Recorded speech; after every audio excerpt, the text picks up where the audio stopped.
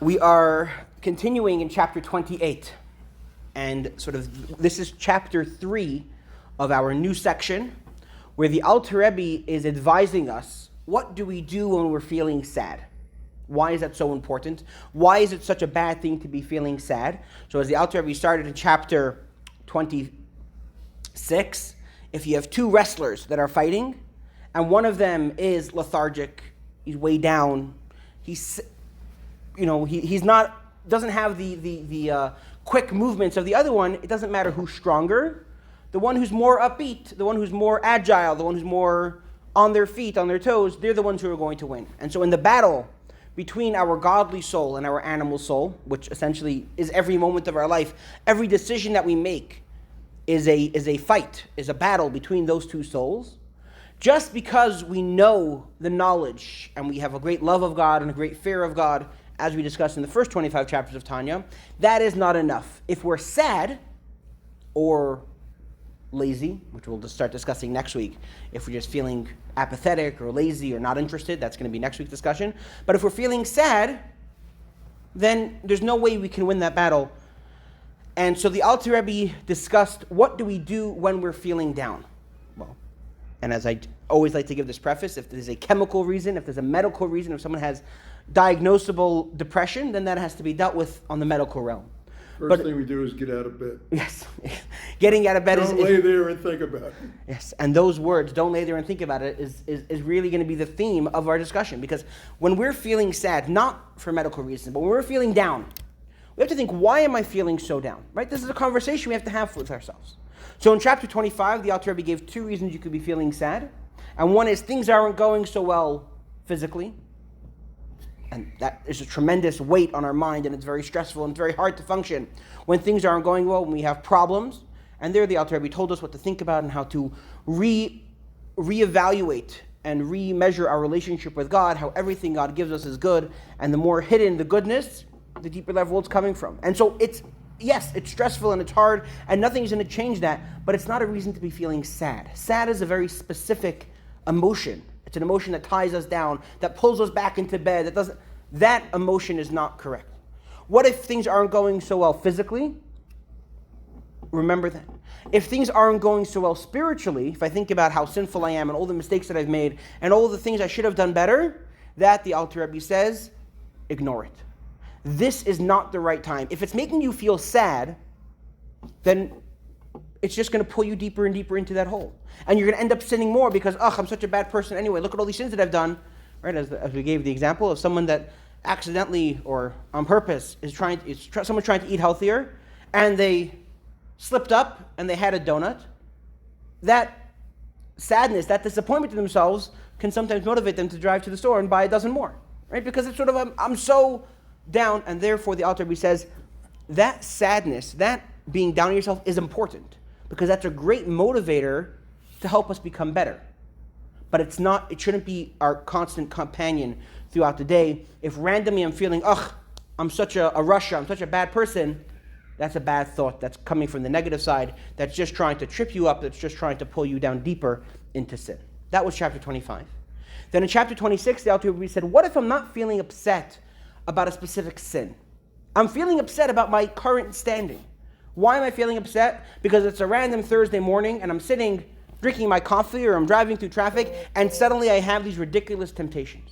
I'm having these things that I thought I moved past. I moved beyond being tempted to slip, as we used the example last week, slip a candy bar in my pocket. I'm in Trader Joe's, I'm going to shop. I'm really still struggling with those kind of temptations. And of course, as the Alter Rebbe himself said, usually these types of temptations that people struggle with are a lot more, telling about themselves, and they really feel like, I'm a person who's been working myself for so long, I'm trying to come closer to God, I'm trying to not have these juvenile temptations, and yet, here I am on a random Thursday morning, daydreaming about who knows what, and imagining who knows what, and being tempted to sin in different ways. And to that, the Alter Rebbe says, it can be frustrating, but it shouldn't make you sad. Sad is not the correct response to that. Why? First of all, be happy. It's an opportunity to do a mitzvah. This is an opportunity to shut down that temptation, and you have an opportunity to do a mitzvah that even a tzaddik doesn't have. No way. Yeah, because the tzaddik doesn't have temptation. You have a mitzvah to shut down your temptations. Why would you even say that? Say what? Even a tzaddik doesn't have, they don't have any, they're not even in the conversation. Yeah, absolutely. But this is an opportunity that we are uniquely qualified to have. Yeah. Because we have temptation, and therefore we have the opportunity to do the mitzvah of shutting down a temptation. Yeah. Second of all, the Alter Rebbe says, don't feel sad. This is our reality. We are a Beinoni. A Beinoni means that for our entire life, this is something that we will be dealing with temptation. Because our job is to win one battle after another, every day, day in, day out. It's not that you're not growing. It's just that this is your mission.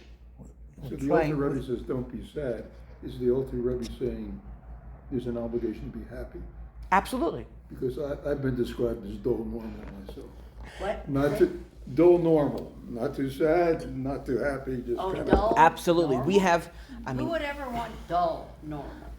I don't know I want it. That's what I've been described as. there is the incredible mitzvah that we have. Not necessarily one of the 613, but the incredible charge that we have, which is Ivdu as Hashem b'simcha. Serve God through joy. Now, joy to different people means different things. For some people, it means giggling a whole day and jumping up and down and being almost frivolity, which is not an accurate translation. Joy means a contentment. It means a comfort. It means a happiness as you go through life. You have a spring in your step just because of everything that's going on. It's going well. Baruch Hashem, this is my life. Now, within that life, Baruch Hashem, I'm struggling is a very weird thing to say, but as we've been discussing, Baruch Hashem, I'm struggling makes perfect sense. Baruch Hashem, this is my mission in life. Baruch Hashem, thank you, God. Yes, I'm struggling, but this is my mission in life. It gives me many opportunities to do mitzvos, etc., etc. But chapter 26 was about temptations or distractions that come up. Sorry, this is chapter 27. Last week's chapter was about temptations or distractions that come up as I'm going through my worldly life, as I'm shopping, as I'm driving, as I'm working, right? And so then it makes sense. I'm going through my life and I have temptations, right? I'm going shopping and I have suddenly a desire to slip a candy bar into my pocket. And to that we say, embrace it, don't do it obviously, but relish the opportunity to connect to God and fulfill your mission in life. But what if these distractions are coming while I'm trying to serve God? I'm trying to pray right now. And I want to just take a second to talk about prayer, because we have a mitzvah. We have one of the commandments, one of the 613 commandments is, you shall serve God. It's a very vague term. What does it mean to serve God? So the commentaries explain that when God tells us to serve Him, it's talking about prayer. Now, prayer is about communication. It's about connection. It's about as you go through life, something good is happening, you thank God, you say a prayer of thanks. Something hard is happening, you say a prayer of request, asking to be taken away. Whatever it is, as you go through life to communicate to God, have God as a real part of your life. And that's the way it was for a very, very long time. But as the Jewish people got less and less spiritually in tuned, as the distractions of exile, as the destructions of the temples, as things got worse, we lost our ability to communicate with God because, just like you wouldn't walk into a very high-level meeting with a president or with a king and start blabbering off whatever you want. Usually you have some prepared statements. There's an etiquette to how we communicate. So too, the Jewish people lost that etiquette of how do we communicate with God. So we were praying even during the time of sacrifice? Absolutely. Sacrifices and prayer are not, they're two different mitzvahs. Prayer is about communication. Sacrifices were about fulfilling the sacrifice. These days, they've sort of been combined into the prayers that we say every day, 3 times a day. I mean, isn't prayer, some believe, is a substitute for Absolutely. Sacrifice? I mean, we say that in the prayers itself, that these days we don't have sacrifices, so our prayers also take the place of sacrifice. That's absolutely correct. But what we're talking about here is about a level of communication, of connection. And so these days, we have the Siddur, we have the prayer book, that is very much being compiled, and in fact, the Alter Rebbe, the author of the Tanya, also compiled a Siddur, a prayer book, formatted based on the teachings of the Arizal, based off of the Kabbalistic teachings, that is the way that we pray here at a Chabad minyan, those blue siddurim that you see in the corner. That is the prayer, the exact format that we pray 3 times a day, morning, afternoon, and evening, which, as Len just mentioned, also lines up with the different sacrifices that happened. Every single day in the temple, there was a minimum of 2 sacrifices, morning and afternoon, as well as overnight. If you ever try to grill a very thick, very big steak, it takes a while for it to burn through. And so in the temple, where they had sometimes dozens or hundreds of sacrifices, overnight there were fires burning, which burnt off all of the limbs and extra pieces of the animals as the evening went on, and that's what we have, the evening prayer as well.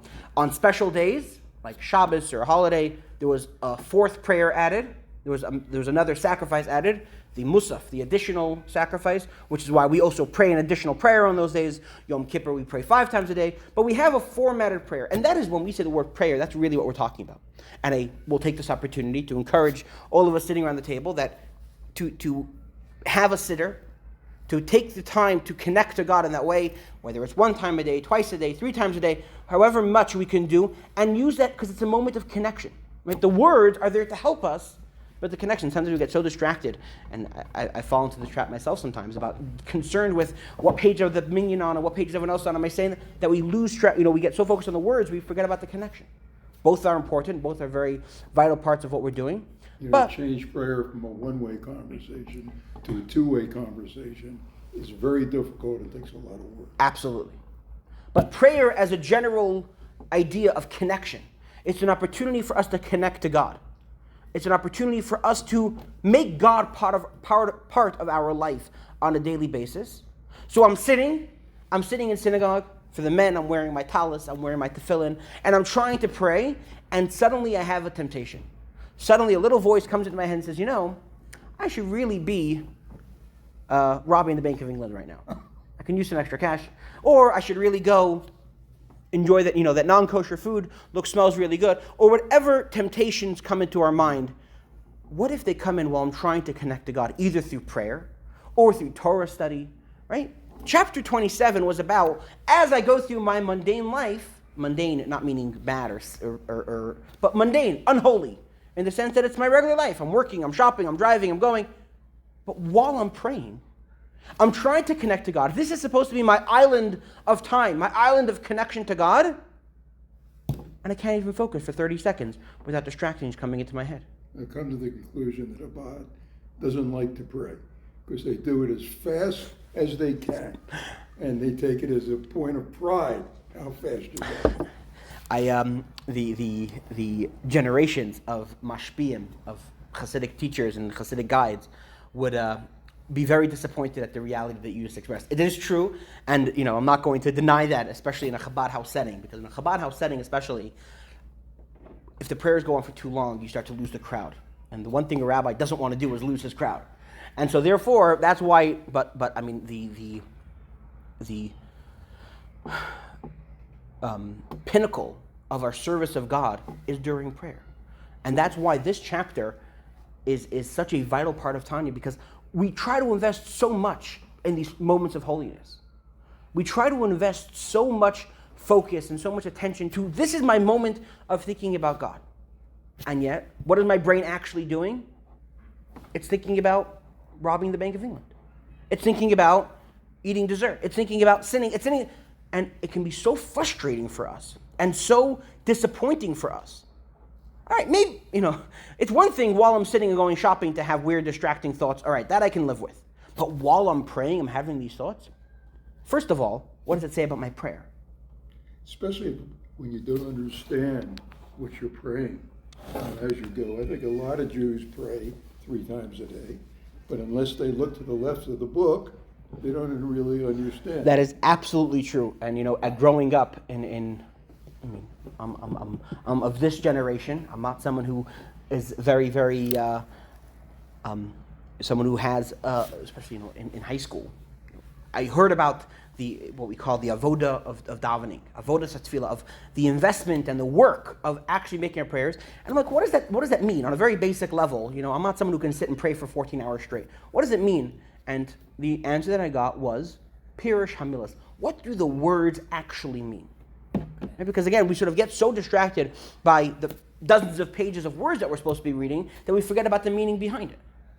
And so that is the very first step of someone that wants to.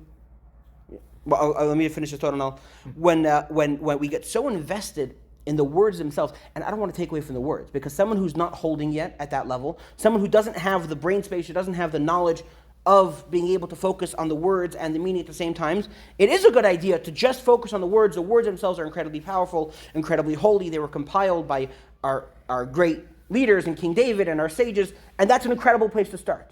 But to move, the next step is to know what you're saying. When you're thanking God for something, what are you thanking God for? When you're asking God for something, what are you asking God for? Yes, Gershon, you had a question?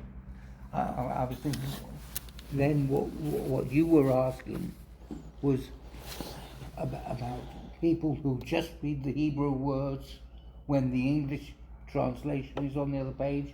Is that what you were saying? Well, I mean, as Rabbi said, the Hebrew words are very important. Right? Of course. I mean, and I'm still trying to learn to read it properly. And you could sit down for a couple of days and just go through it all on the couch, not praying, reading in English. But if I don't understand what those Hebrew words mean, I'm reading the English translation because I want to know what I'm saying. Yes. I want to know, am I praying properly? If I don't understand, if they are just words that I've learned how to pronounce, that's no... But it is important that's not an to achievement. pronounce those words. It's nice to know how to say, to read, Kadosh, Kadosh, Kadosh, Adonai Eloheinu, Avinu Malkeinu. Right? It's nice to be able to recognize it when you see it. But if you don't know what it means, you should be looking at the translation. So what I'll say is that there's no wrong answer here. Focusing on the incredible, powerful Hebrew words as they were compiled by King David and our sages and our that's incredibly powerful. Because we said the 10 utterances Yeah. created 100%. The speech itself, just those Hebrew words, is incredibly powerful. Right. Knowing what we're saying is also incredibly powerful. Right, because I'm embarrassed by not knowing what I'm saying. There's no... I'm only trying to pronounce the Hebrew words. There's my one, thing that I wish that was made, because other publishing houses, Archscroll, for example, another Jewish publishing house, publishes a siddur with what they call interlinear translation. Is you have two lines of texts. On the top line is the Hebrew words, and directly below it, on almost a word-by-word basis, is the translation, which makes it much easier that as you're reading in Hebrew, your eyes can dart down, because the problem with the way that we have it formatted is that it's completely two separate pages. So unless you're sort of able to keep track with both of your fingers at the same time, which is very hard to do if you don't know what the Hebrew means, it's way too, and so sort of you have to, as Gershon is saying, you have to choose one or the other. Do you have the beauty of the original Hebrew words, or do you have the beauty of understanding what you're saying until, as Len was saying, eventually you get to a point where you know the Hebrew well enough that you can read both sides and you can sit down on the couch and go through it and prepare it. But I want to bring it back to our conversation. Whatever our version of prayer is, even if our version of prayer, we're not yet even holding at the siddur. We're holding before the siddur. We're holding learning Torah. We're talking about just a moment of connection. I'm trying to have that moment. And what's happening? I'm getting distracted. That's incredibly frustrating. And imagine day after day, you're trying to take your time to separate from the rest of the world, to focus on your connection to God, and you have these random thoughts, which, by the way, unfortunately, prayer, it's a moment of quiet reflection, where Torah study or prayer. It's really the thoughts that are coming into our mind when we're trying to pray are all over the place. There's a great story of one of the Hasidic Rebbes. One of his followers came for advice, and he was having some legal trouble between him and a non-Jew, and the Rebbe was advising him in legal strategy, sort of what to do. And after their meeting, he thinks he got it. He knows exactly the strategy he's going to do, and he's praying the Amidah, right, the moment that's supposed to be so pure and holy.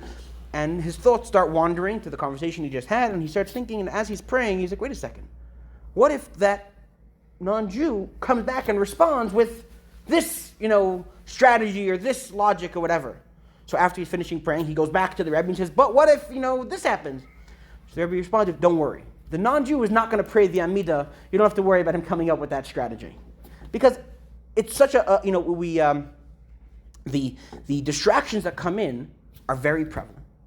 And yet, It's so discouraging. And so this is the final piece of the puzzle. What if it's 10 o'clock in the morning on a Thursday morning, hypothetically, I don't even know. 10 o'clock in the morning, 5 minutes early. It's 10 o'clock in the morning on a Thursday morning, and you just finished praying, or you're trying to sit in this class and you're trying to focus on the Torah study, and you have the most distracting thoughts coming into your mind. It's incredibly disappointing. It's incredibly frustrating. How do you avoid that making you sad, making you disappointed? Because again, if you have a failing and it makes you sad, that's just going to spiral the sadness. And so to that, we begin chapter 28 on page 1. Va'afilu im neflum le'hurdi taivas v'sha'ar machshav v'zayis b'shasa aveda b'tfilah aveda b'teira b'tfilah b'kavana. Even if lustful imaginings or other extraneous thoughts occur to him during his service of God in Torah or in prayer with kavana. Continuing on page 2. Al yashiv leiv alehen eli asiach daita behem kirega. He should pay them no attention, but avert his mind from them immediately. What do you do when you're having those kind of thoughts? Don't even think about it. Change the channel in your mind. Having those thoughts, so don't think about it. Don't embellish into it. Yeah, absolutely. And the reason why that's such an important piece of advice is the Alter Rebbe is about to explain. There is a logic that the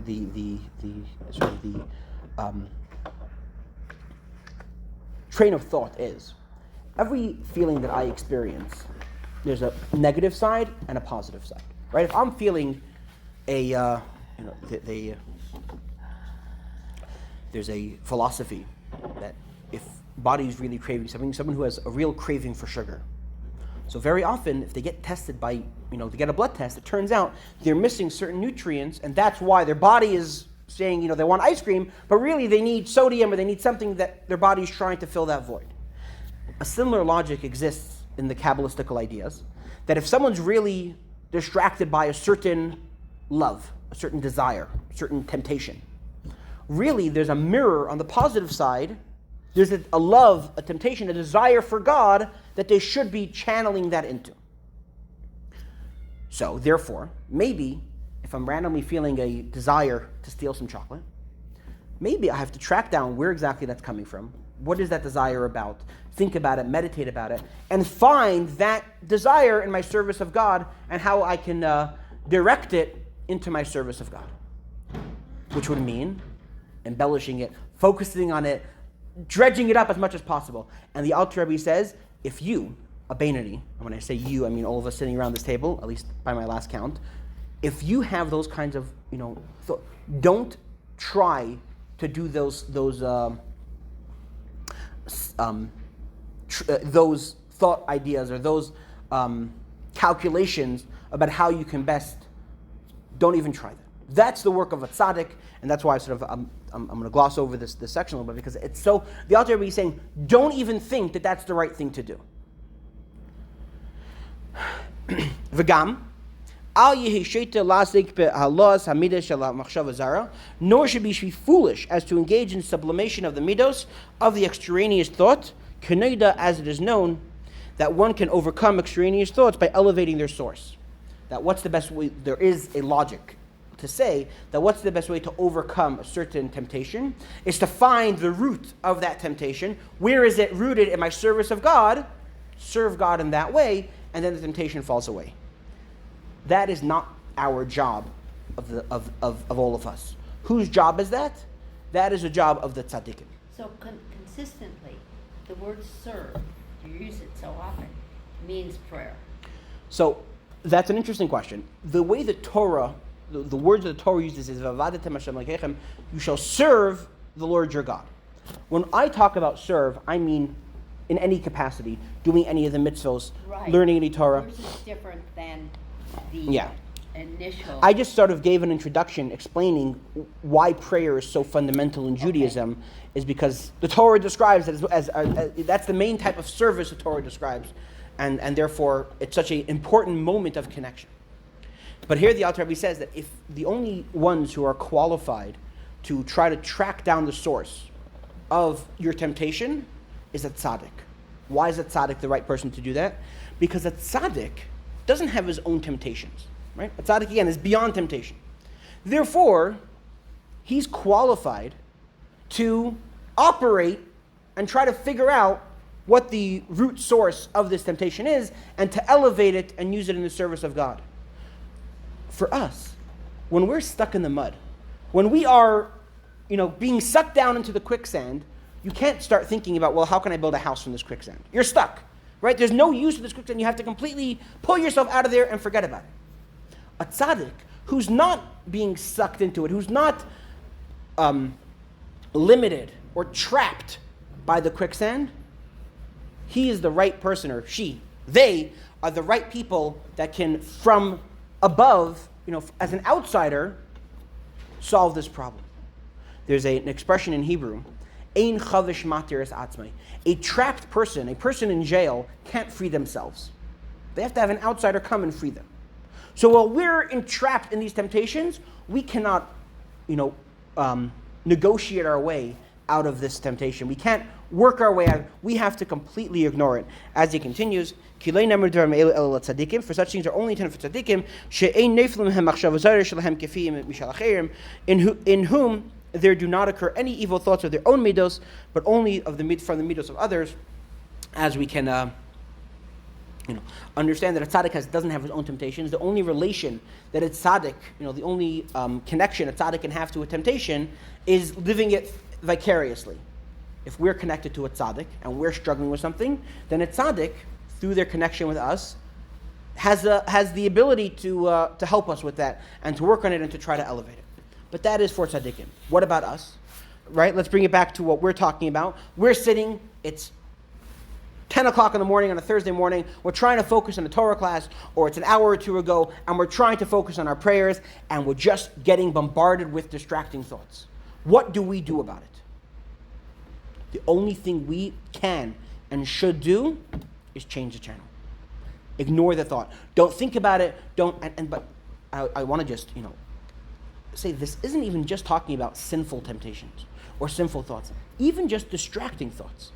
I'm finally sitting down to pray, and suddenly my mind starts going, okay, so what do I need to get in Walmart today? What do I need to get in Trader Joe's? When do I need to go pick them up from the airport? When are they coming? All of these distracting thoughts all serve the exact same purpose.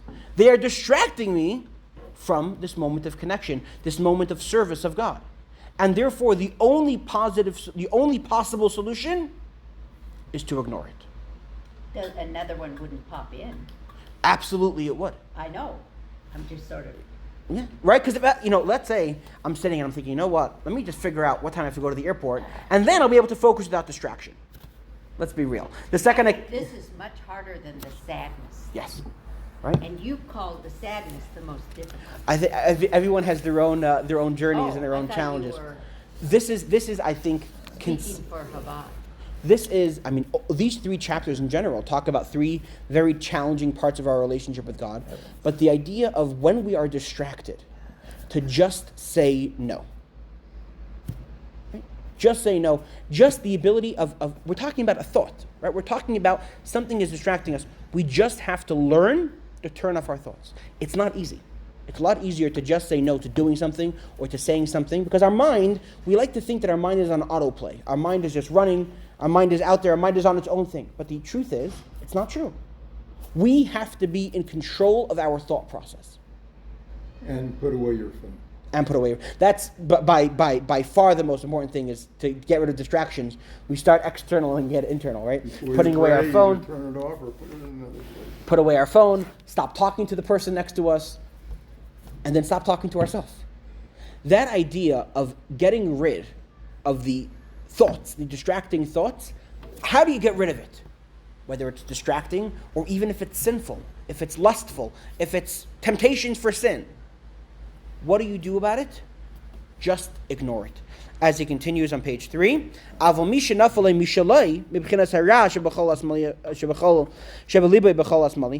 for one, for whom there occurs an evil thought of his own, from the evil that is lodged in the left part of his soul, i.e. the evil midas of the animal soul, how can you possibly rise up, how can you pull up, how can you elevate these distracting thoughts when they're trapping you?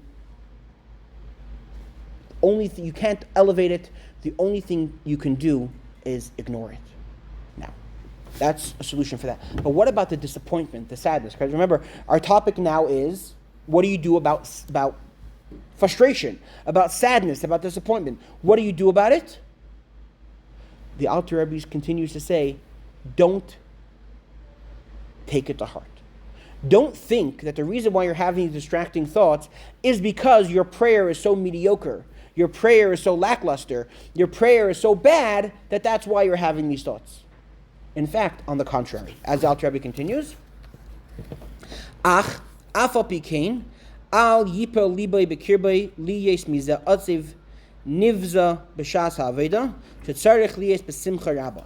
Nevertheless, he must not be downhearted or feel dejected and despicable because of this occurrence of extraneous thoughts during his service of God, when he ought to be most joyous. Okay? When we serve God, we're supposed to be happy. But after the 15th time that I had to shove a thought out of my mind, it's disappointing, it's frustrating. And beyond frustrating, it also makes me feel bad about myself. Am I really so incapable of having a conversation with God that the second I try, I have so many distracting thoughts? Am I really that incompatible with serving God that my brain just automatically goes other places? The Alter Rebbe says, absolutely not. Do you know why you're having so many distracting thoughts? Because you're doing something holy. So the other side is rallying the troops to try to distract you. Right? Let's go back to our example of the wrestlers. Sometimes wrestlers fighting. I'm not a wrestling fan on any level, but when you have two people who are fighting, and one of them is winning, and one of them is about to land that lethal blow, one of them is the side that's losing can muster up their courage, muster up their strength for one final last hurrah, one final effort. And that's what's happening here. You're doing something so good. You're vanquishing, right? You've put away your phone, you've stopped talking, you've opened your siddur, you're about to start thinking about God, and so your other side, your evil inclination, your Yetzer Hara, has one final last-ditch effort to distract you. As the Alter Rebbe continues, on the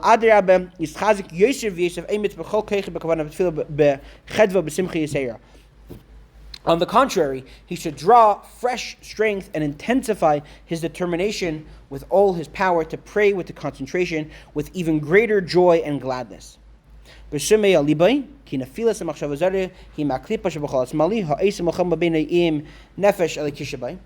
realization that the foreign thought which occurred to him derives from the klipa of the left part of his heart, which wages war within the Beinoni against the divine soul within him. Right? That's where are the thoughts coming from? It's coming from my Yetzer Hara. It's coming from my animal soul, my evil inclination. So why is it randomly getting so much stronger? It is known that the way of the combatants who seek to destroy one another, and similarly of wrestlers who aim merely to topple one another, whether we're talking about a military or we're talking about two guys fighting on a street corner, what's the way they work? As it continues on page 4,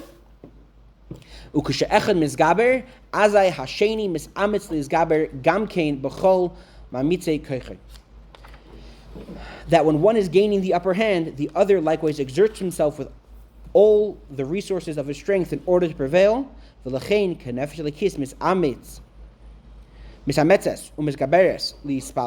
Therefore, in the battle between the divine soul and the animal soul, when the divine soul exerts itself to muster all its strength in prayer, thereby to weaken or even vanquish the animal soul, the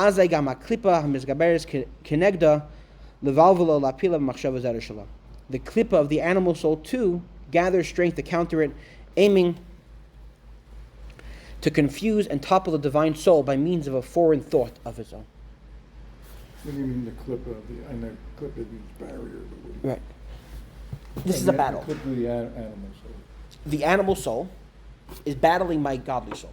My godly soul wants to connect to God, very generally speaking. My animal soul doesn't. My animal soul wants to not connect to God, especially beyond the animal soul. The Yetzer Hara, the klipa, right, wants to... Is that two souls or one soul split? That is an amazing question that the Alter Rebbe is going to reaffirm right now. I'm glad there's a girl in this class, They come up with good stuff. Joy, what you just asked They say is they the mature. premise of this entire chapter. You are not one soul split. Because if you're a one soul split, then it means that, if you are one soul split and you're doing so poorly, that means that you're not doing well on the spiritual side. You are not one soul split. You are two different souls. And because you're two different souls, what's happening here is not that your prayer is so bad that it's giving space for the animal soul to come alive. What's happening here is that your prayer is so powerful and so holy that it's inspiring the other side, the klippa, your animal soul, your wicked, evil inclination, to muster its strength, to muster the effort to topple it. Because we are two souls. Because your godly soul becomes so strong. Yes. It does what to the? It inspires the other side. To do more wickedness. Exactly. Gee, many Christmas. Because that's sort of the balance, right? Going back to when the Alter Rebbe first introduced us to these two souls. These two souls are two completely separate entities within us that are battling. The example that we gave is Rebecca was pregnant with twins. And so that became a sort of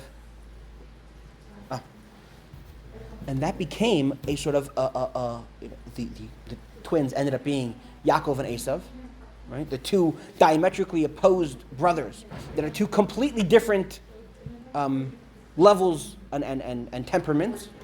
And therefore she was told, the reason why you're struggling so much in this pregnancy is because they're battling with each other. You don't have one baby that's, completely insane and that's why it's struggling so much. Because it wasn't just a horrible pregnancy. It was that as she was pregnant, she would go by a house of Torah study and the baby would get all excited. She'd go past the house of idol worship and the baby would get all excited. And it's like, I have a baby within me that's personality disorder of some sort. And she was told, no, it's not one baby that has the problem. It's two babies that are fighting. And because of that, we recognize that when we are doing really well on one side, the other side is gonna fight even harder. And that's why the most distracting time during our day is when we're trying to pray. That's the most common time that we'll get distracted, not just because it's a quiet time when our mind has space to wander, but because that moment of prayer is exactly when the other side is trying to fight. There's the expression, I've heard it, maybe someone knows where the quote is attributed to, but it was a famous bank robber that was asked, why do you rob banks? That's where the money is. Right? Why do you rob banks? That's where the money is. Why are we getting distracted during prayer? Because that's where the holiness is. And our animal soul doesn't want us to do holy things, and therefore it's fighting even harder that we don't have any possibility of that happening. As the Alter Rebbe continues in page 4, that when you're distracted, right, if you just prayed, you made your way through the siddur, and it was such a frustrating prayer, or you try to learn Torah, and it was such a frustrating class, or you try to connect, and it was such a frustrating experience. Why was it so bad? Because every 10 seconds you had another distracting thought. So at the end of it, what are you going to do? You're going to sit down and say, I'm such a bad Jew. I'm trying to, even prayer I can't do properly because I'm getting so distracted. The Alter Rebbe says, no, your logic is opposite, is upside down. The reason why you got so distracted is because your prayer is so powerful. Wow. As he continues,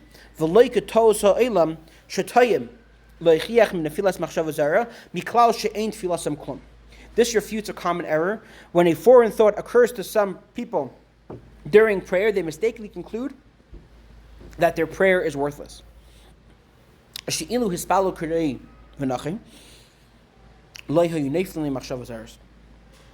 For if one prayed properly and correctly, so they mistakenly believe no foreign thoughts would arise in their mind.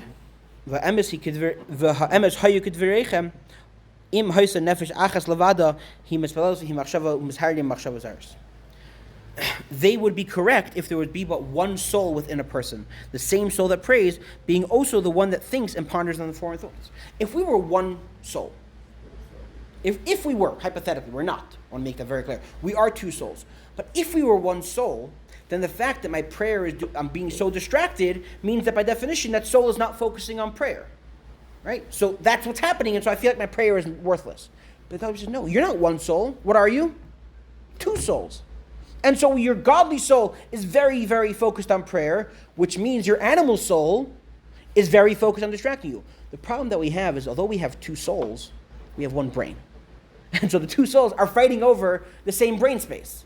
And so that's why we're having such a hard time praying. Not because our prayers are worthless, but because they're so powerful that they're being fought tooth and nail by the animal soul. As you So continue, when you die, the physical soul goes away and you just have the other soul goes to heaven. the So glad we have a gentleman in this here.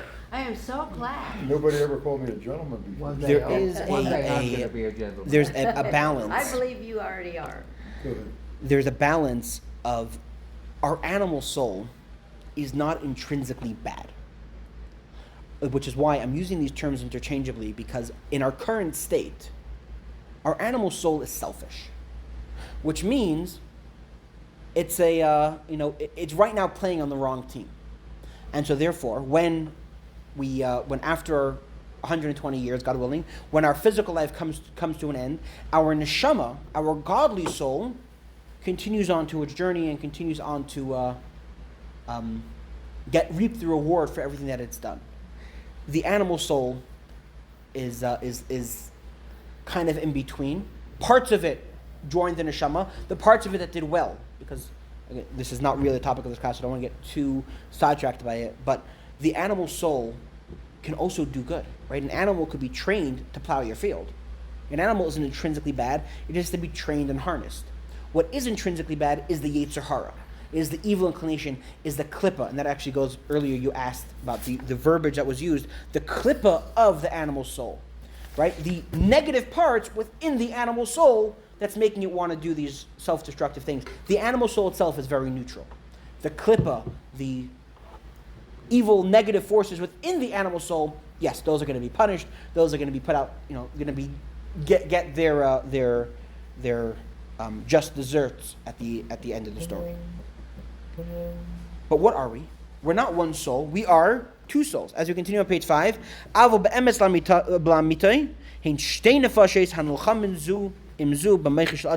in fact, there are two souls, each waging war against the other in a person's mind. Each of them wishes and desires to rule and pervade the mind exclusively. All thoughts of Torah and fear of God come from the godly soul, while all thoughts of worldly matters derive from the animal soul.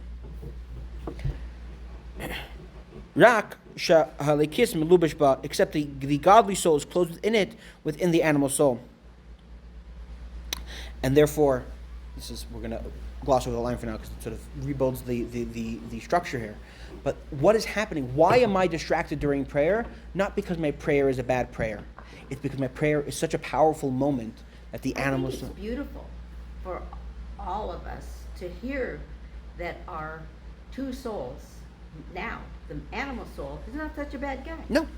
We've never heard that before, at least in my last 3 Yes. months. No. That's why there's an entire conversation to be had about that.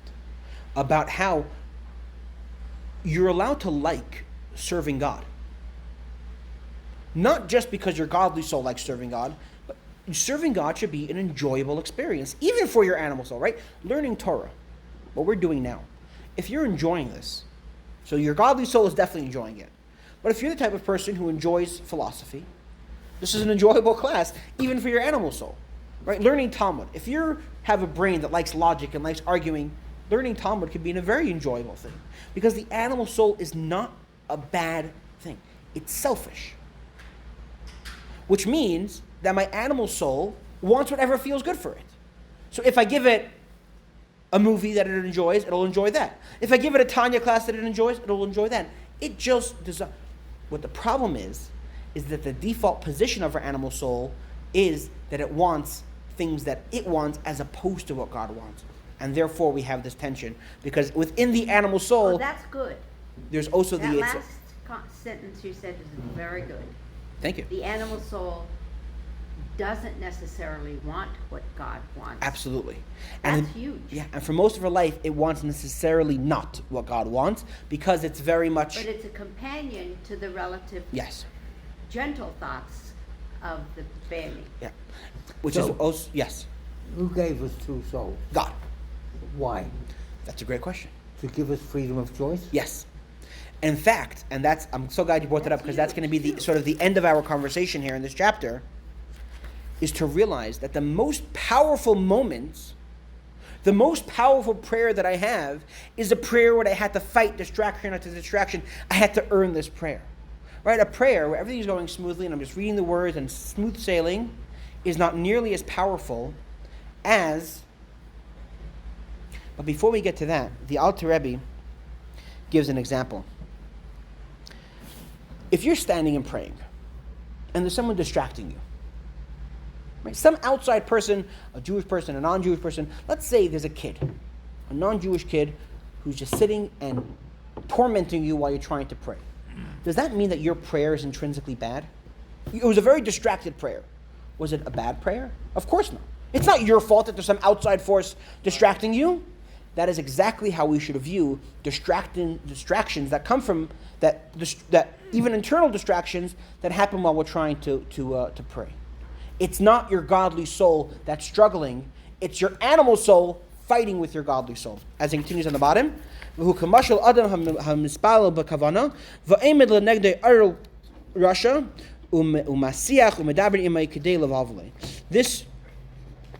This is, to use an example, like a person who is praying with devotion, while facing him, there stands a wicked heathen who chats and speaks to him in order to confuse him. Continuing on page 6. What do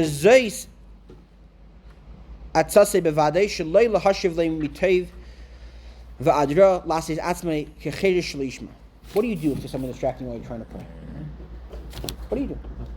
Do you sit there and negotiate and argue? You don't talk to them or look at them or put your hand out to shake their hand and you continue to pray. They respect that. I'm sorry? If you're praying and somebody wants to talk to you, or but you're praying and you keep your face down on your book and pray, they understand that. Absolutely. That is the only solution, right? And Len is being a little more generous. He's talking about someone who doesn't have negative, thoughts. Has negative intentions, I should say.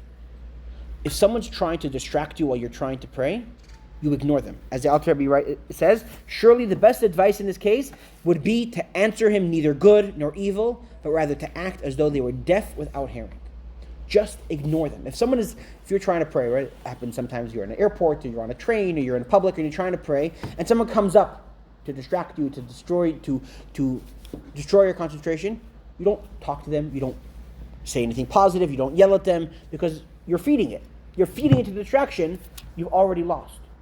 No matter what you say, there's an idea in politics about sometimes you give the most outrageous thing about your opponent. Why? Because then you're forcing them to respond. The minute their opponent responds and says, "No, I didn't do that thing," they've already lost the battle because they're talking about it.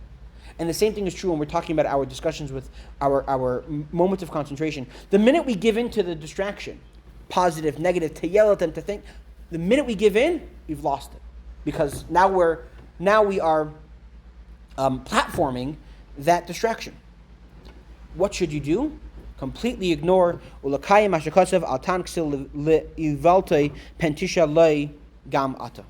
comply with the verse, answer not a fool according to his folly, lest you too become like him. Right?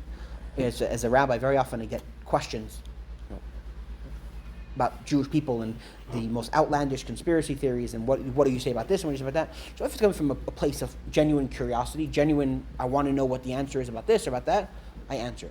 But if it's just someone who's coming to cause tsaris, someone who's coming to give me a headache, I ignore them.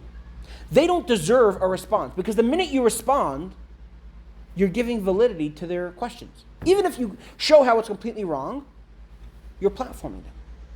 The minute you do that, you've already lost. And therefore, what should you do? Completely ignore the external distraction as well as the internal distraction. Unless you're leading the prayer and somebody wants to know what page. So that's a good question, right? That's not a distraction. That's not someone coming to disturb your prayer. It's someone asking, a valid conversation. I mean, conversation is not the right word I would use, but that's a valid moment. But if you're trying to lead a prayer and someone starts yelling, slow down, speed up, you're not doing a good job, you don't sit there and argue with them. You don't sit there and well, actually I am. You focus on what you're doing. You do it the way you want to do it. in the way you know to be right. Just as in the analogy of the heathen who disturbs one during prayer, so too when a foreign thought enters one's mind while praying, he should answer nothing at all, nor should he engage in the argument against a foreign thought. He should not occupy himself with mental discussion i.e. should not occupy himself with mental discussion on the best strategy for countering the foreign thought. For he who wrestles with a filthy person is bound to become soiled himself. If you wrestle with a muddy person, even if you win, you're still muddy, right? You still got dirty. And that is exactly what these thoughts are. They're trying to pull us down, they're trying to drag us into the mud. And so even if you eventually win, once you start wrestling them, you got muddy. What should you do? Instead, he should pretend not to know or hear the foreign thoughts that occur to him. He should dismiss them from his mind. And strengthen still more the power of concentration. All right, that's a good first step. But what if they're really, really distracting? What if your internal thoughts are just so overpowering and they're so distracting, you can't even get a word out, your mind is just on fire with other thoughts? Don't engage. Still don't engage. What should you do? You should, maybe stop, take care of the problem, and So if it's an external thing, the minute you start taking care of the problem, you're acknowledging the problem. You're giving it fuel. Unless it's like a toddler that you have to move into a separate room. The moment you acknowledge it, you're feeding it. And so then it becomes sort of a moment of you giving it life. Especially when we talk about our internal monologue. The more we allow the distractions to become a factor, the more there's going to be. And the minute you take care of one, because again, we're not talking about a legitimate problem, right? You're praying and there's something happening, something has to be taken care of. Because if it's something that legitimately has to be taken care of, you can pause for a moment and take care of it. But if it's just a distracting thought, if you stop to think about that thought, right, to think through the thought, well, now you're distracted, and now your mind is going to go to the next thing, and you've set down this negative. What should you do? Continue at the bottom of the page. If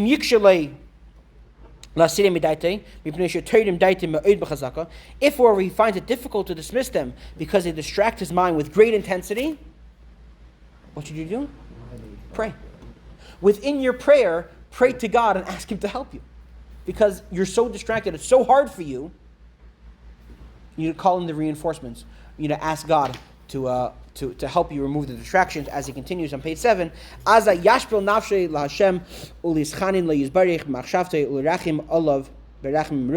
he should humble his soul before God and supplicate Him in his thoughts to have compassion upon him, his abundant mercies. Like a father who takes pity on his children, who stems from his brain, so should God be compassionate on his soul, which derives from the mind of God.